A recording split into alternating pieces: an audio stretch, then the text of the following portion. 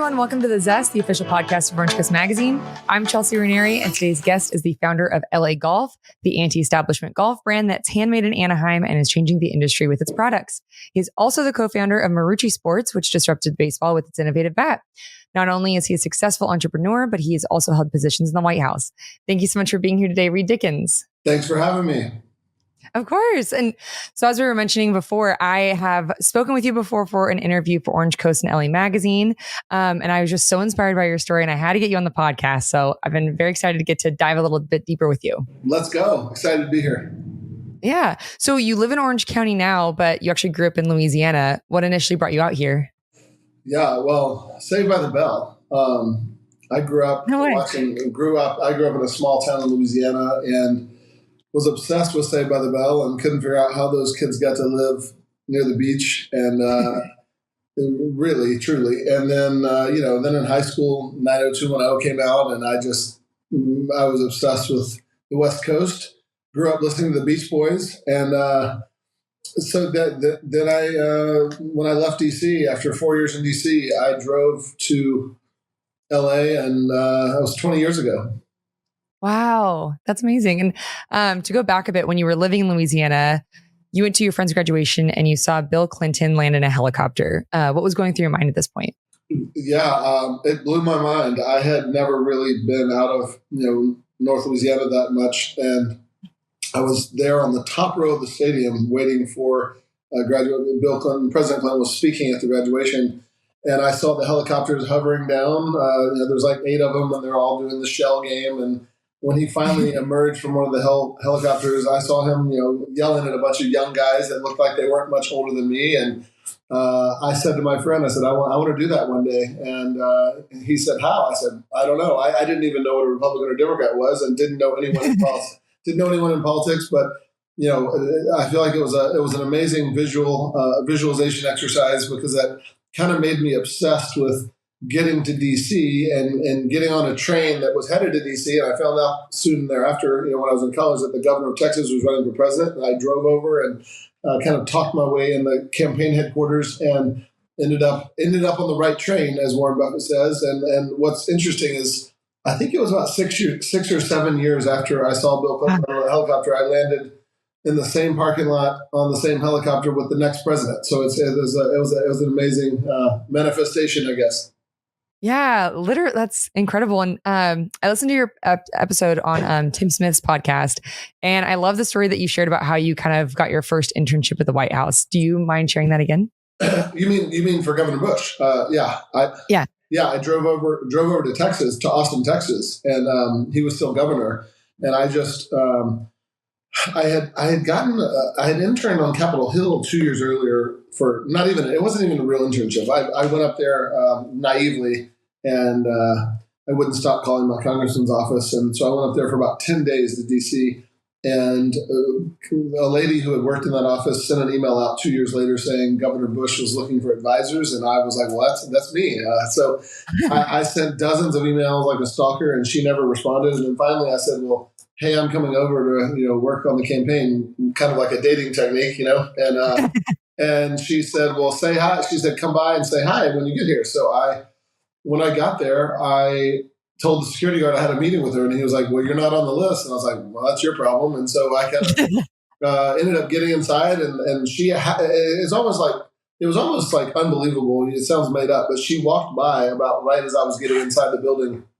And then she had to run off to a meeting, which I'm sure she was just trying to avoid me. So I definitely kind of a Frank Abagnale catch me if you can moment, got into the headquarters and definitely got on the right train. And I interned for a few different people. And by the time the Florida recount of 2000 rolled around, one of the gentlemen I worked for there recommended to me to Ari Fleischer. And Ari Fleischer, who was the White House press secretary, hired me as his press aide. And just the rest was history. Yeah. And is this kind of the, it was right down the pipeline quote moment? Yeah. Well, so that was after I had been promoted to be the White House assistant press secretary. Ari didn't go that night when George W. Bush threw out the iconic first pitch at Yankee Stadium after 9/11. I was out on the field. It was really my first official White House briefing as a White House spokesman. I was probably, I don't know, was very young and 25, probably 25.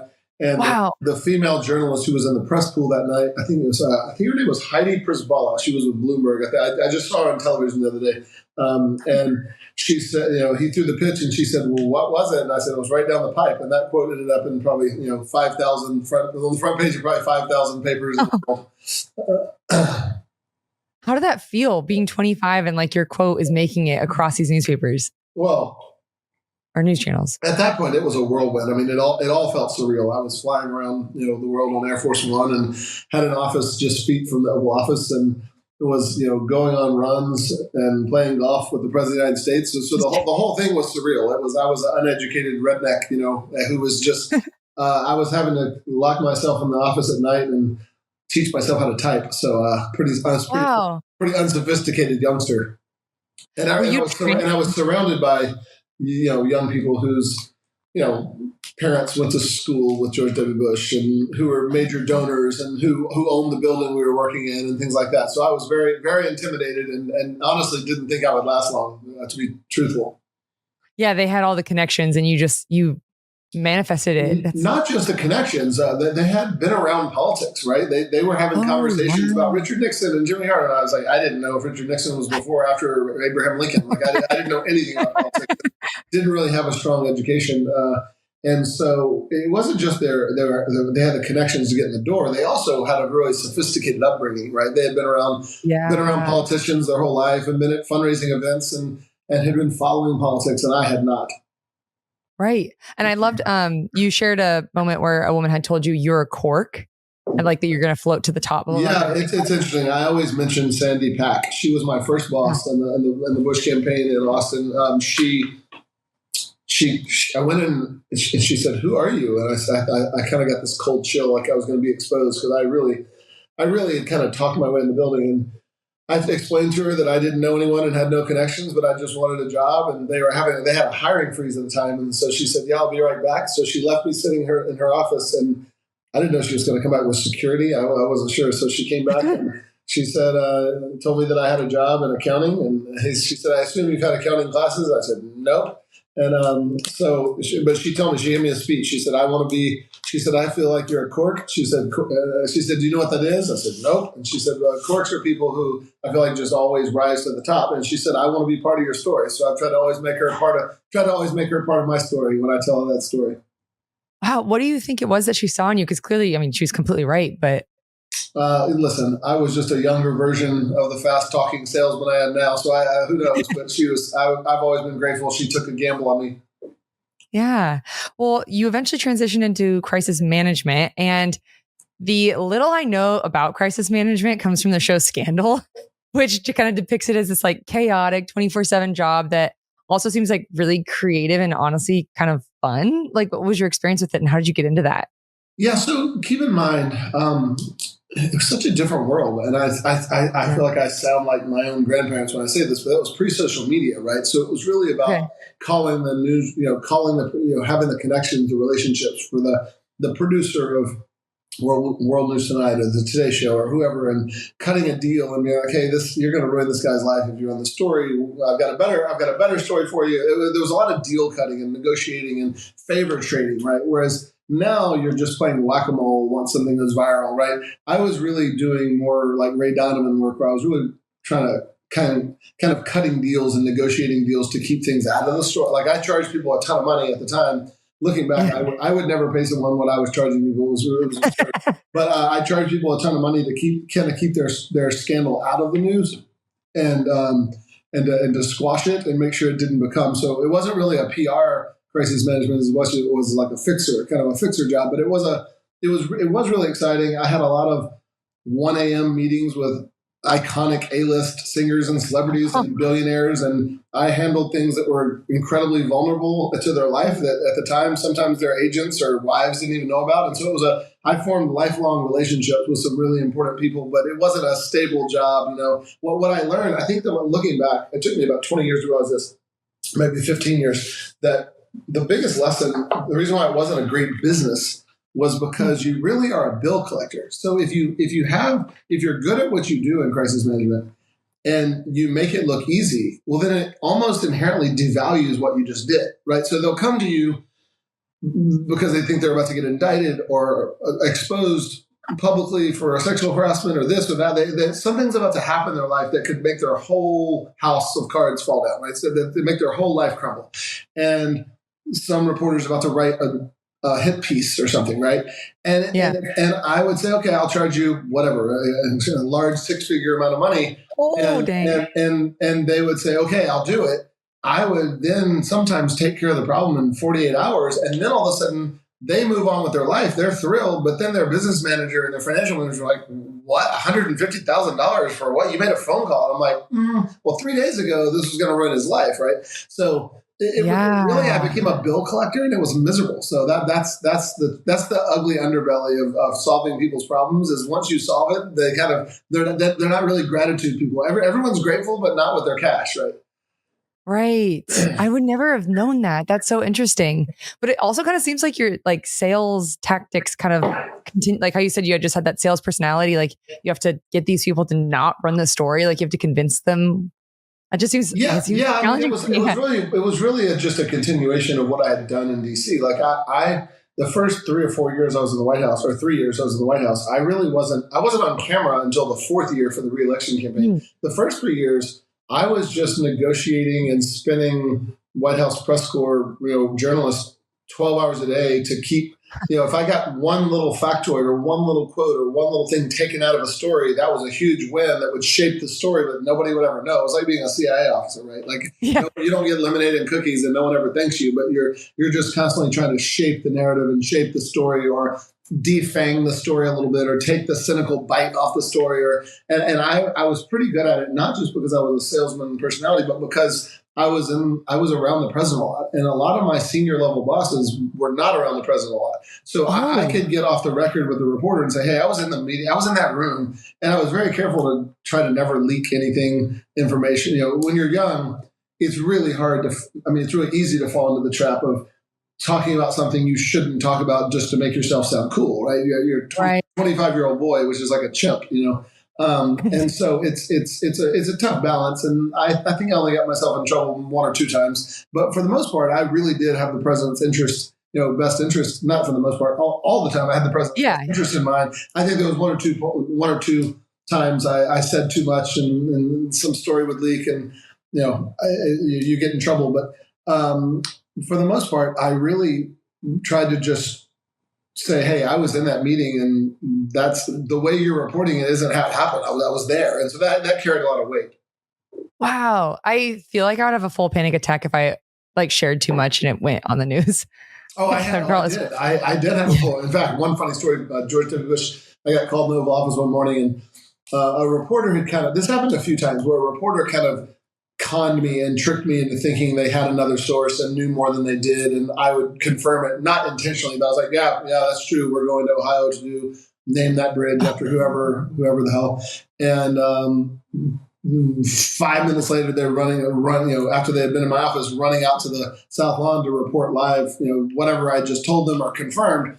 And one morning, President Bush said, I walked in there and he said, Reed, he said, the president likes to make his own news. Oh, that's all he said. And I was like, okay. I was like, I was totally busted and totally knew I was in the wrong. And there was nothing to say. So there was definitely times where I almost had, anxiety attacks. Yeah. How unethical of that reporter though. Oh, that's a common tactic. It happens all the time. Yeah. They say, my sources are telling me X, Y, Z. And I'm like, no, they're not. And I fell for it a few times. So how did you go from crisis management in the White House to Marucci Sports? Yeah. So like most things in my career, it has been just reactionary and opportunistically. I think a lot of, there's a lot of hindsight revisionism when people tell their story and make it all sound, strategic and seamless, but it's really just very reactionary. My little brother was the personal aide to the governor of Louisiana at the time. And my co-founder, who's still the CEO of Marucci, he went in to meet with the governor and said he had this special wood that was harder than Louisville Sluggers, and they were trying to start a company, and a bunch of big leaguers were testing it and using it on television. But he didn't really have the ability they weren't experienced with raising capital. That's what it boiled down to. Oh. And I wasn't either, but I convinced them I was. And I went to Baton Rouge and met with him, and we whiteboarded for a few hours. And, I agreed I would, go raise all the capital if I got to be the CEO. And we took off running. Dang. And so what was it? So the wood was harder than the Louisville Slugger, but was there other aspects to it that made it better too? Of course, yeah. There's lots of nuance, but nobody cares about nuance, right? That was the main story. We had our teenage boys and dads were our audience, and that was the message that resonated. Our wood was harder than yours, right?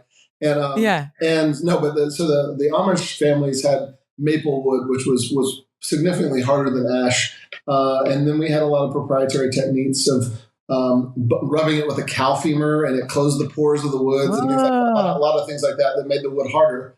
And then I think what really made us unique is my co-founder had a former major league player. He had lots of relationships in the big leagues. And so we were able to raise money from a few dozen major league players, and then they would make videos for us. And so we kind of parlayed that credibility and proximity of having those big leaguers as partners, as opposed to paying endorsements. We never paid a player. And they were the biggest stars in the world, and they were partners. And so we would make videos, when we launched our aluminum bats and when we launched other product lines, we'd make videos making fun of all of our competitors. And I was always a very provocative mocker-tour, just partly out of personality, but also that was partly my personality, but also I really philosophically believed you got more bang for your buck because we didn't have a lot of dollars. We didn't have any marketing dollars. So you kind of, you have to stir the pot a little bit. And, you have to listen, with LA Golf, I still to this day believe you take whoever's the largest, most powerful incumbent and punch them in the face every day. And they ignore you at first, and they roll their eyes, and everybody cringes and thinks you're being cocky. But eventually that message penetrates. Yeah. Especially with young people, right? If young high school age boys, if all they hear for 5 years is that Louisville Sluggers wood is soft, eventually that resonates. Same thing with golf. We tell people every day Scotty Cameron has a tiny sweet spot because he does. And so that's one thing I learned in the White House is never get message fatigue, Yeah, just keep saying the same thing. So how long did it take for that bat to take off? So from the time we started Marucci Sports, USA Today ran a story about 5 years later saying Marucci was the new king of swing. So they had been the number one for 118 years, I think. And we passed them about 5 years in. That was probably 10 years ago. And then now my co-founder, Kurt Ainsworth, told me the other day, Marucci just became the official bat of Major League Baseball. First time anyone has been ever in the history of Major League Baseball other than the Louisville Slugger. So, wow, congratulations. Yeah, I think it's fun. I'm really proud of him. Yeah, that's incredible. So what was the playbook? We had mentioned this in the article, the playbook that you used to make Marucci Sports as successful as it is. Well, it's like most things, like I said earlier, you don't want to oversimplify it and make it sound like it was all strategic because there's such a confluence of Malcolm Gladwellian type events, right? That in hindsight seem more neat and tidy than they are. At the end of the day, I think when I look back, the ugly, messy truth is that we had a good product, right? We had a differentiated product. We had on the metal bat side, we had an anti-vibration technology, and we had harder wood. So now when I teach young entrepreneurs, I always say there's 7 elements of business, right? You have to have the right mindset, the right product, the right people, the right capital structure, the right business model, the right market dynamic, and you have to have momentum. And momentum is the most important and the least understood, right? And so we had all 7 elements. Although on the people side, we didn't have it. I would say we were pretty inexperienced. But we had the right product, and because of our partners, the big leaguers, we were able to raise capital easier. It was the 08, 09 financial meltdown, but yet we still raised $10 or $15 million in the middle of the economic meltdown with a PowerPoint and a bat, right? We didn't have any revenue or anything. So it was good timing. We had a lot of credibility because of the big leaguers using our product on TV. We had a good product. Right.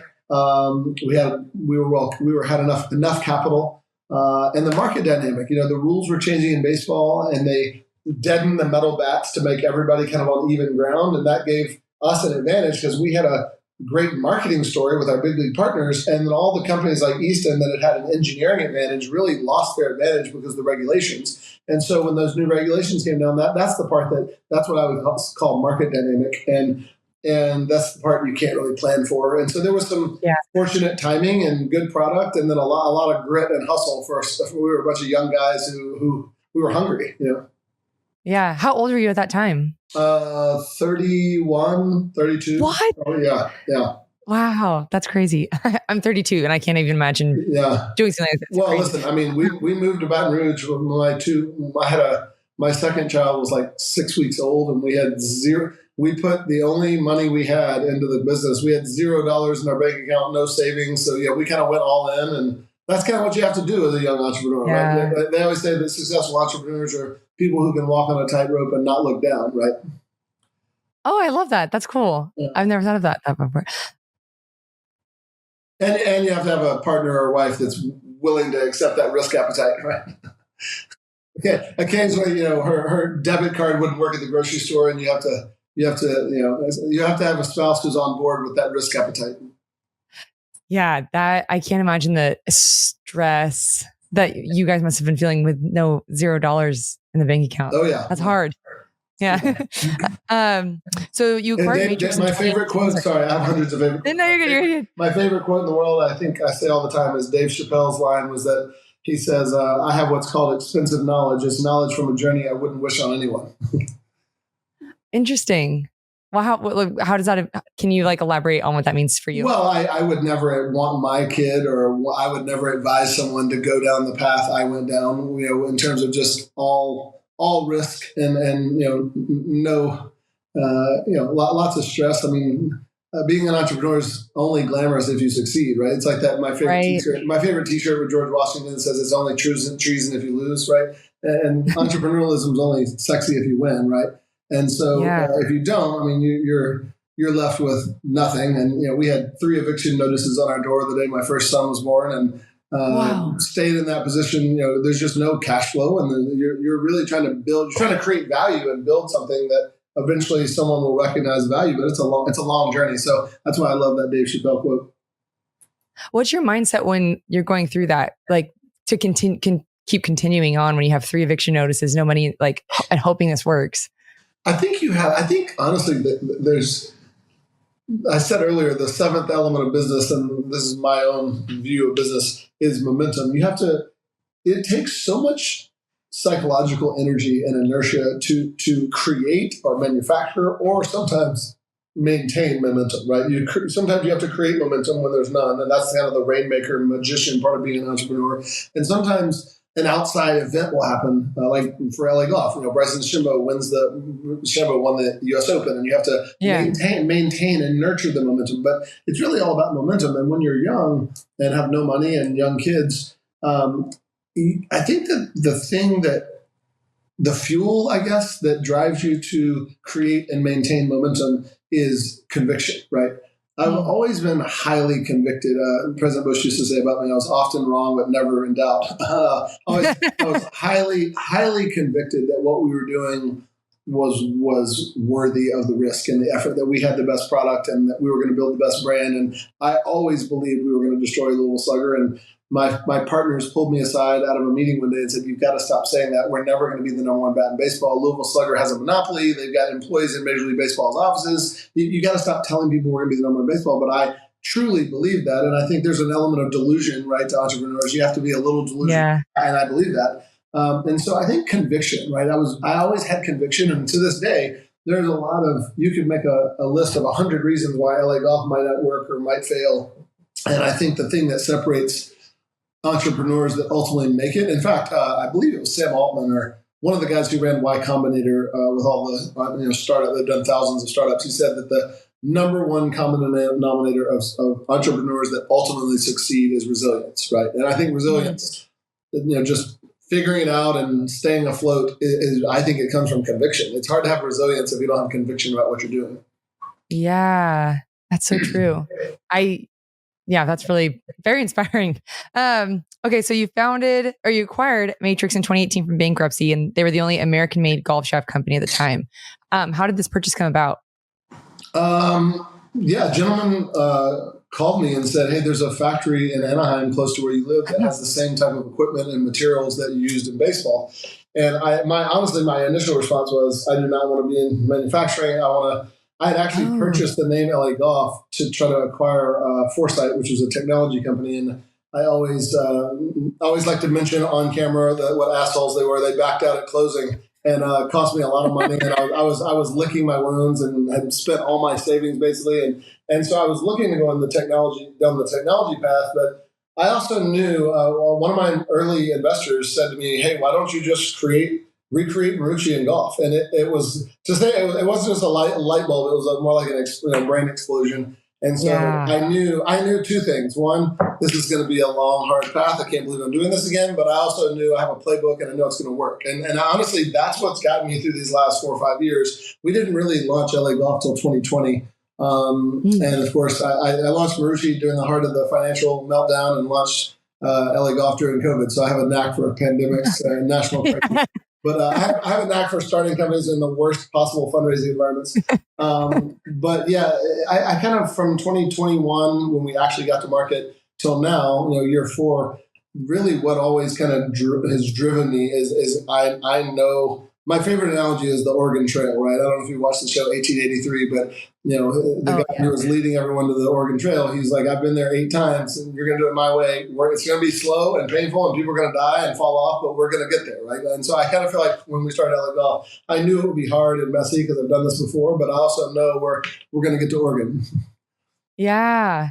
And can you, for people who aren't familiar with LA Golf, can you kind of talk about what makes those products superior and kind of what products you have? Yeah, so I think that the playbook that we've deployed in golf that's similar to what we did in baseball is we don't put our name on any product that doesn't have a real technology story, right? So we don't put our name on any product that doesn't have a differentiated performance-enhancing technology or material science, some sort of different type of material. And then number 2 is we have real partnerships with players, right? We don't pay endorsement deals. I think that's a terrible investment. I also think it's stupid for the players as well because they pay 50% ordinary income tax and they're not really economically aligned with the company when you do endorsements. So Bryson DeChambeau and Dustin Johnson invested heavily in the company early on. They were the founding partners, player partners.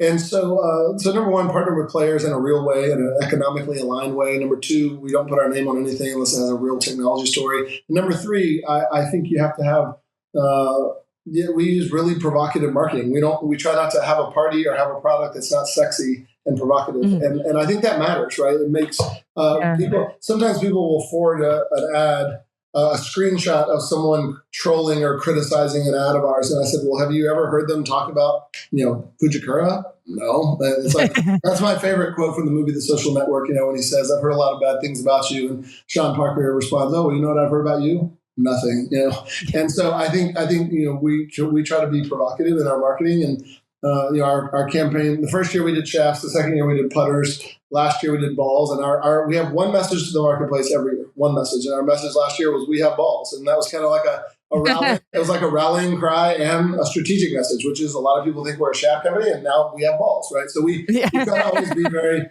playful and provocative. Yeah. So what materials do you guys use to make your products? I remember you said something when I interviewed you last, the putter has a large sweet spot.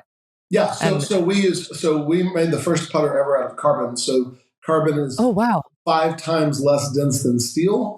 Every putter ever made is made out of every putter in the last 40 years at least is made out of steel. And I always ask people, do you know why every putter ever made is made out of solid steel with a flat face? And not even a lot of tour players know the answer. The answer is no fucking reason. And so there's no reason golf just doesn't evolve or golf hasn't. Material sciences have advanced exponentially, and golf hasn't. The big golf brands are complacent and lazy, and they use their R&D budget kind of like a government agency. That everybody spends all their money so they get their money back the next year. Make sure they have the same budget the next year. They don't really innovate.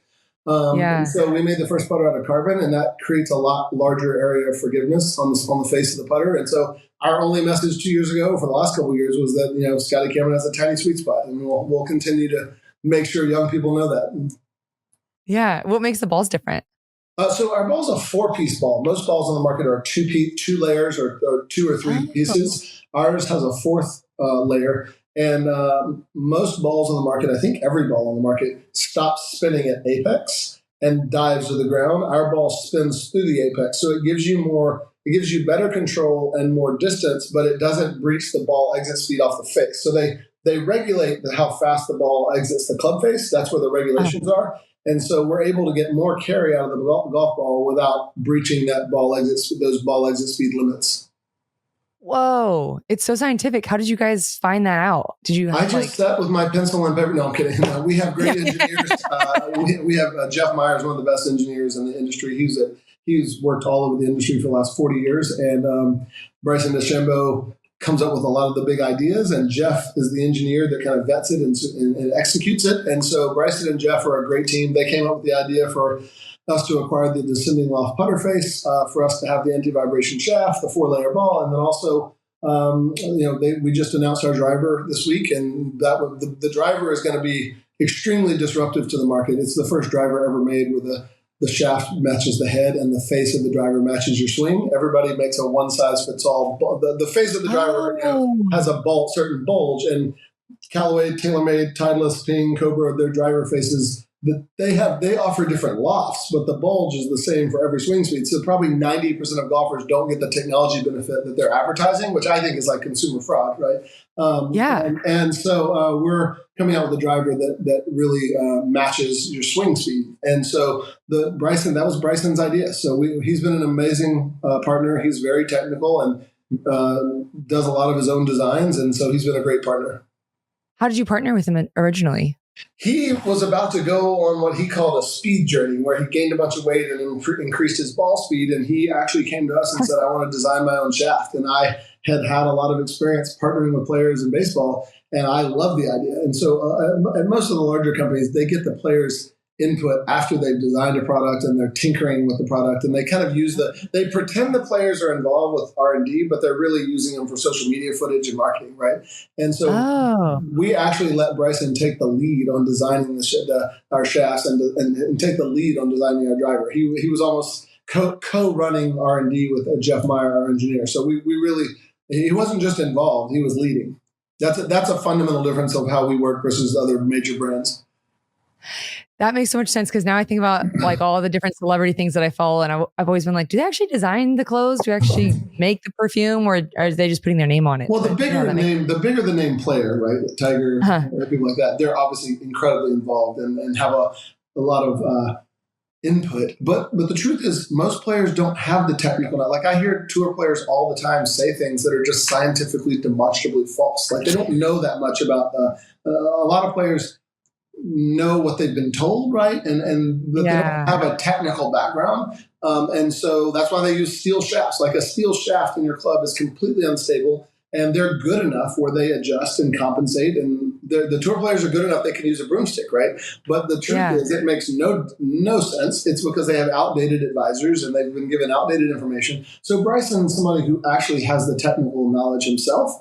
And that rubs people the wrong way sometimes, and they'll say, "Oh, he sounds like a know-it-all." But I'm like, "Well, that's because compared to you, he does know it all, right?" Yeah, right. I'm like, now I feel like I can use your like materials and like actually become good at this. I'm like, of course. All you have to do is buy our putter. Yeah, exactly. I'm like, sounds like I can beat my husband at the golf now. But is there anything, so you mentioned your drivers, but is there anything else coming out with LA Golf that you want to shout out? Or that was our big announcement this week, and it's not coming out till January, so we'll be talking about that for the next 6 months.